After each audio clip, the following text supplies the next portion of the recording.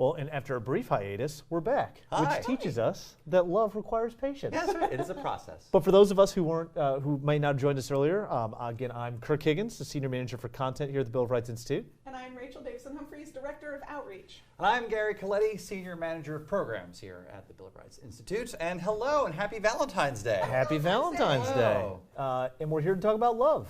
Yeah, that was our first question is what is the point not only of love but also of the day, right? Yeah. There's almost two different questions. Yeah, Right. yeah. And so the day itself, we were going through a little bit of the historical origins, which comes from the name coming potentially from Saint Valentine. I feel like one of we the Saint agree on that, Valentines. right? Moving forward, talking about Geoffrey Chaucer, talking about the day that birds find their mate. Or Tell me more about that. I don't know if I know that one. Well, it could have been illusionary, or it could have been a belief in medieval society that birds actually found their mate on February 14th. That was the start of the mating season. Right. Interesting. Yeah, exactly. Spring, So there's just something things are in nature. blooming. Right, Yes. right, right. That makes sense. That makes sense. But it became more commercialized moving forward into the 19th century in particular. So you have more industrialization, you have the market revolution coming out in industrialization, and so material and things are becoming cheaper, and so people are able to get more goods, and some of those more commercial goods become more available. And so there was someone by the name of Esther Howland, who is sometimes called the mother of Valentine's Day, who made a business out of creating Valentine's cards. So she had seen or received, it's unclear, a Valentine, a very elaborate Valentine from a family friend. And she saw this thing, and it was elaborate and beautiful and had lace and all kinds of embellishments on it. And she thought, well, goodness, I could make this for cheaper and produce more of them. And so she started doing that. Right. Yeah, and so she started manufacturing these cards in her home, and it quickly grew and grew and grew. And by the end of the 19th century, she's sending these things out nationwide. I mean, she was really a force to be reckoned with, and the greeting card industry kind of took off. But it's interesting, and again, it's a reflection of wanting to show love and affection for someone else, right? Showing somehow that you care, or as a marker of love. And it makes me think of one of the symbols of Valentine's Day, which is Cupid, right, who is often seen as potentially the Greek god Eros. And it kind of makes me think about, like, what is love in the first place? Is it this little cherub who's flying around? Is it this sort of expression for how we look at other people? Is it just our feelings? Is there more to it than feeling? What are we really talking about? Right. Before we get into that, though, if you ever want a fun laugh, go look up Victorian Valentine's Day cards. Because they're the style is amazing. Yeah. BRI put together our own Valentine's Day cards, which you can go look at our social media accounts with, because we did a little mashup of Valentine's Day and President's Day, and we had some fun with it. So we hope you enjoy them. But yeah, what is this? Yeah. What is love? I mean, it's interesting because it sounds like she was filling a need that was already there, right? It's not like she created Valentine's Day, right? But filled the need that people had. Now, can I use the board? I'm going to use the board.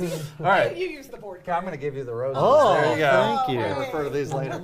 I'm going to use this, and I hope you can see this from home. If not, but Kirk used an interesting word, which was eros.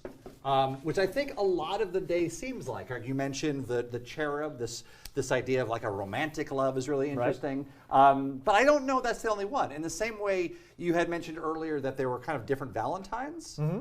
I think it's a trick question. What is love, right? There's like a bunch of different loves, because well, especially in English, because we only have this one word. We just have the one word, but there's so many. There's so many aspects to it, so many definitions. It's because I imagine when those first cards were going out. I mean, I don't know her life, but I can't imagine they were going out to thousands of romantic lovers, right? I don't know, right? So there's other ones. So there's ludus. Ludus, right? Which is sort of like the game of love, right? This the pursuit, or just love itself, and the whole there's different people you have to meet, and just these really interesting. I think I'm not gonna mention the name of a certain show, but imagine, if you will, that there was, say, one unmarried fellow, bachelor, if you will, and if there were 20, 30. Roses?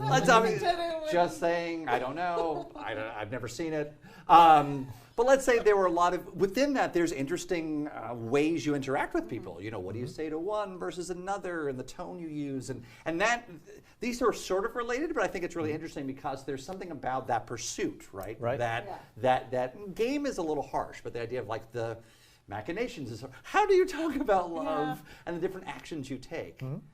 There's the different love languages people talk about, right? And like understanding each other is interesting. But beyond that, talking about sending those cards out is Storge. Am I pronouncing that correctly? I don't know. I'm less familiar with Ludos and Storge. Where do they come from in the world? It's a great question. Yeah. So it actually comes from research that was done in the 1970s and 1980s about affinities and approaches, right? So there was this researcher called John Allen Lee, who is a researcher, and he just did surveys and interviews and found that, as you said, there's one word people are addressing. In English. In English. One word in English that people are addressing. Love, but their approach to it is very different, right? And so how they, not only what they look for, but also what they expect it to be, right? So that a romantic love looks a certain way, like maybe you're love at first sight, you're struck, you've got palpitations happening, versus, you know,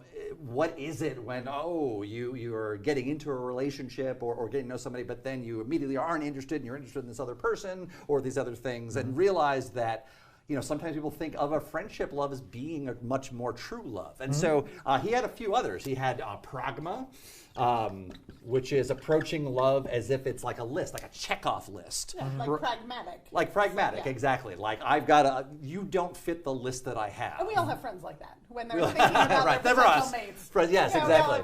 They think about, like, what is my list? Right, like, exactly. how do I get from point A to point B? What is a deal breaker? Yeah, or a must-have, right? Or a red flag, right? Yeah. That's something off of that list. So I think they could combine together. That's right. There's also the feeling of mania. That this is that real, like, wild sort of, like, if I don't feel like there's fireworks exploding all of the time. Passionate. Passionate. That's a good one. I think we should talk about what passion's all about. I think so too. But earlier also, I think a big one that has to do with what we're talking about is agape, right? Sort of a selfless love. There are others. There's philia, which is a family, and there's philos, which is like a concept. He didn't have those in his particular survey, but I think they're worth saying. They're the traditional kind of philosophical aspects of love. Quite from literally. The ancient Greeks. Yes. Philos. But I think even connecting to that is interesting, right? Because it's saying, look, for a long time, we've been looking at this simple thing called love that we all see and experience, and yet there's been all of these different approaches to trying to describe it, talk about it, and look at it. Right. And understand it, ultimately. Yeah. Exactly. I think it comes from that deep need to, like, why do I feel this way? Why does society work the way it does? Why do people interact the way they do? Right. And all that comes from this idea. All of that can be explored through the lens of love. Right. Which brings the big question about society itself, right? And what do we owe others, right? How do we deal with other people? Yes, I think it's pretty clear about who you may be in a romantic relationship with, but all these other ones, like what about your fellow Americans? What about the other people? That's your neighbors. Yeah. Right. And so that I think is interesting because it's thinking about love through a civic lens, right? Which is love in a certain sense. If you are acting, it could be in your own self-interest, but it is thinking of others and how it is that we relate to one another, I think is inherent within a civic community and in all communities generally. Which makes me think of things that happened on Valentine's Day that may be related to sort of civic connections, if you will. Right. Yeah. So, do you have a few that you want to share, Rachel? So there are a couple, and these are both really groups of people that are very near and dear to our heart here at the Institute. The first one I want to talk about is, as you know, Frederick Douglass chose his birthday to be February 14th. Right. So he is someone institutionally we celebrate quite a bit because he is an incredible hero in a lot of our eyes. But he chose his birthday on February 14th because apparently his mother used to call him my little Valentine. Oh. And because he was an enslaved person, he didn't know his own birthday. There was no record of his birth. He didn't even know the year. So when he had autonomy, he decided what his birthday would be, and he chose Valentine's Day. Right. Of all the days of the year, the days of love. The day of love. And he was a man who deeply loved America, ultimately, and deeply loved those around them. And he had an interesting connection with the other group that has a lot to do with Valentine's Day, which is the women's suffrage movement. That's right. Huge day. Yeah, huge day for the women's suffrage movement. Not only was the first day where women voted, so February 14th, 1870, Yeah, 1870. Wait, that sounds like a significant. If my math is right, is that 150 years? Yes, It is. It is sesquicentennial. Oh my right. goodness! Yes, today. That is amazing! 150, Yay! 150 years ago today, Sarah Cedinia Young of Nebraska went to Salt Lake City with 25 other women to cast their vote, and that was the first time women cast their vote after in the suffrage movement. Right. So there was there's some. New Jersey had some women voting prior to the establishment as of the part United of that States. block of time. As part of that block of time, Yes. that was the first time women cast their vote. But that also in 1920, the League of Women Voters chose February 14th to be the day of the establishment of the League of Women Voters. Right. 6 months in advance of the ratification. Look at that. And 100 years ago That's today. right, yeah. That's right. So, Yeah, and important to note, that this year marks the 100th anniversary of the ratification of the 19th Amendment. Yes. So, something that we'll be talking about a lot this year at the Bill of Rights Institute, but particularly significant today. Right. So there's a lot of so that begs the question about like the civic nature of Valentine's Day in some ways. Right. People choose. There are a lot of events that happen. Some of them are coincidental. Some of them are on purpose. I'm going to talk about YouTube now. Okay. Oh, yes. YouTube. That's right. If you're just joining us and you're on YouTube, exactly. meta question. It turns out that YouTube was founded on Valentine's Day. So February 14th, 2005 is when they registered YouTube on the internets. Right. And started accepting video submissions, ostensibly as a dating site. Look at that. 15 years ago today, Yes. it was There a you go. dating site. It was a dating site. So that's where why Valentine's Day. They needed easy upload processes. So Putting yourself, you out there. Okay. And this is actually Steve Chen, one of the co-founders of Google, talked about this at South by Southwest in 2016. So he told the story of how, this is one of my favorite quotes, that they were just 3 guys on Valentine's Day that had nothing to do. But so as a service to try and help single people in this new internet age connect with one another, they had this very easy upload process. They eventually, very quickly actually, within about 5 days, decided that maybe the dating part of the site wasn't... People weren't going for it. People weren't going for it, so they decided to open it up to anyone to put their videos up on the site, and then YouTube became the behemoth that it is today. So fairly moderately successful company. They did okay by themselves. Yeah.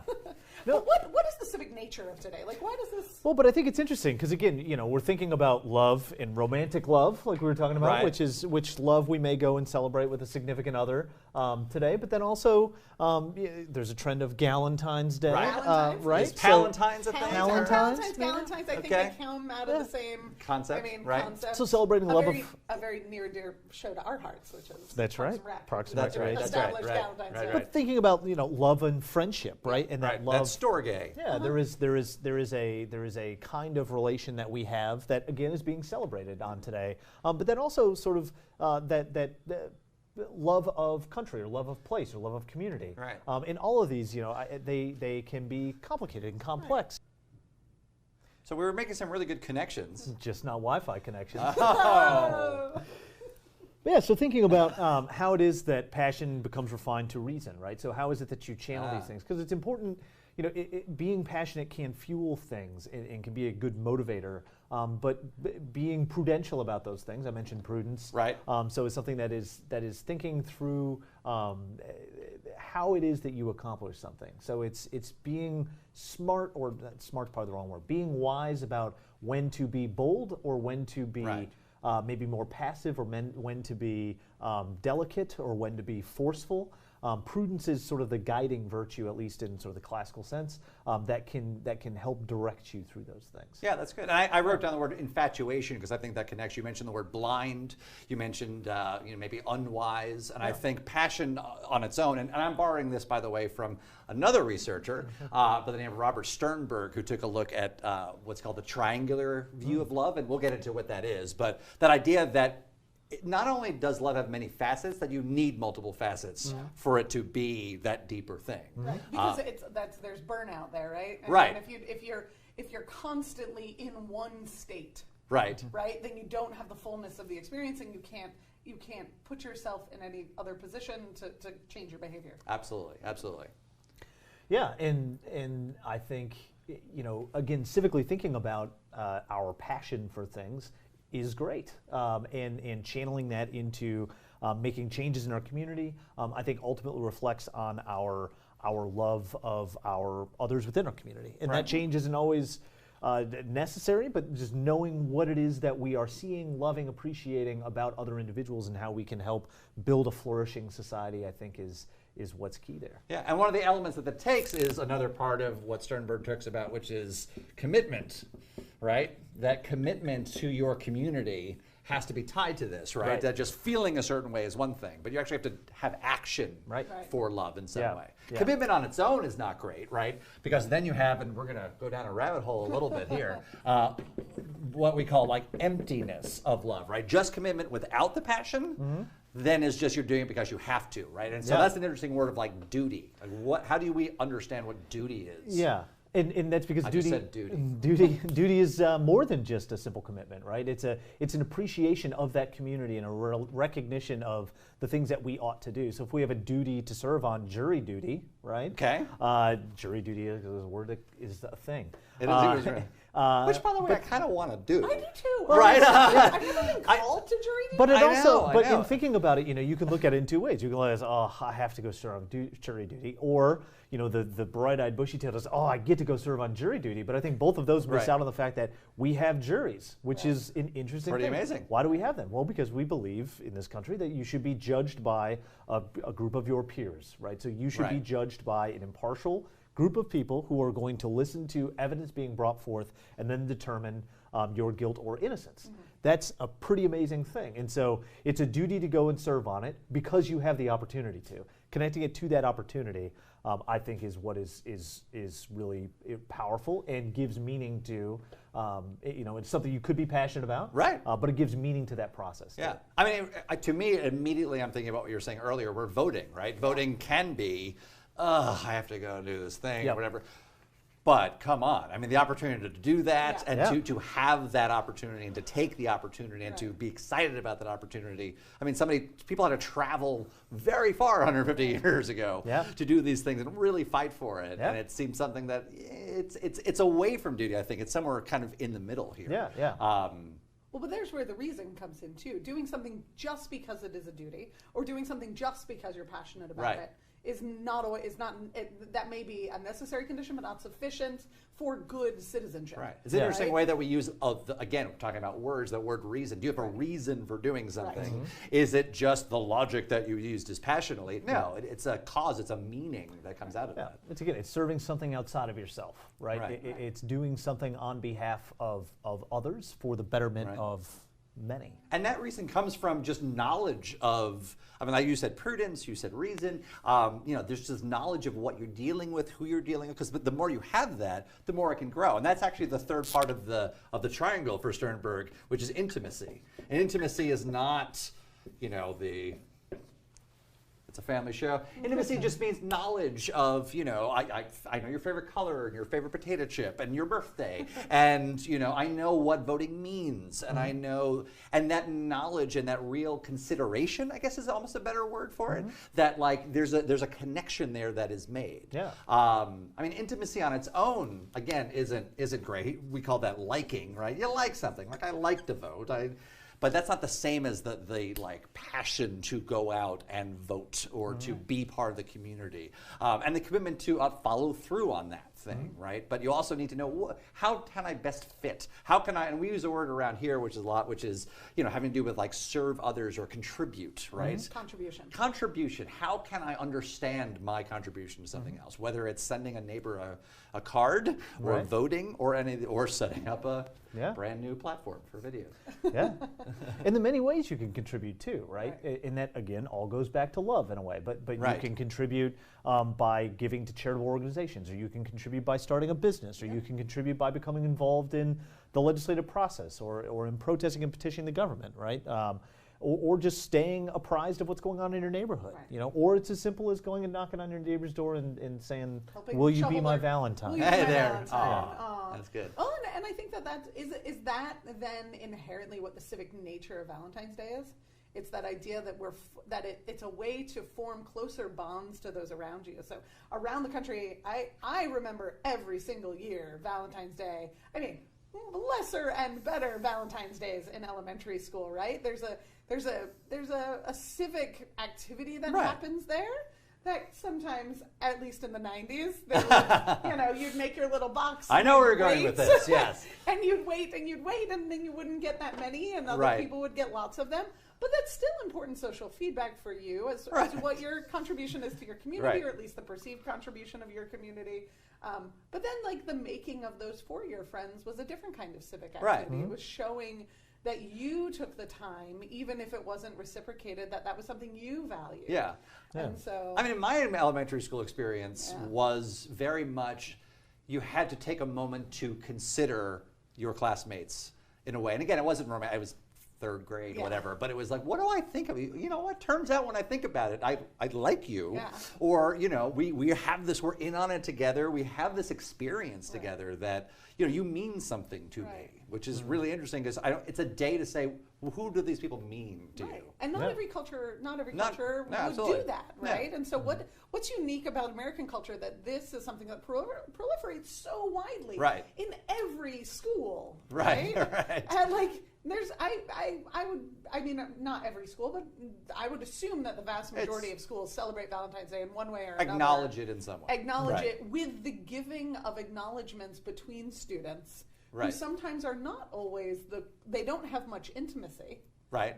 There's some other civic relationship bond that's being formed there. Or they have the intimacy of sitting next to each other. Or being in the same classroom. Yeah, at this time of year, even if it's your first year in a class, you've been there for 6-7 months. At this point, you have, rich kind of interactions with each other. So I think the fuel's there. And it reinforces the kind of civic culture of bonding to one another, recognizing the value of those around you. The idea of a little bit of other-centeredness, right? You're not doing it necessarily to get one in return. You're doing it because you want to show your appreciation of those around you. Yeah, and it's also a recognition of their fundamental equality with you, right? Because I think you are recognizing that they are also an individual in need of a card is what I was thinking. Sort of and it's not transactional, right? No. It's sort of like, we are having this conversation collectively. We're all equal in this conversation. Yeah. And there's nuance to those relationships, right? Sure. Different schools have different rules about how those are adjudicated.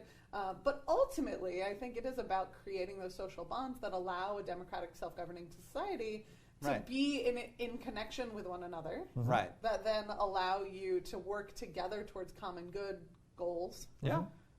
And be desirous of hearing those voices too, right? In pursuit of attaining that equality that we are striving for.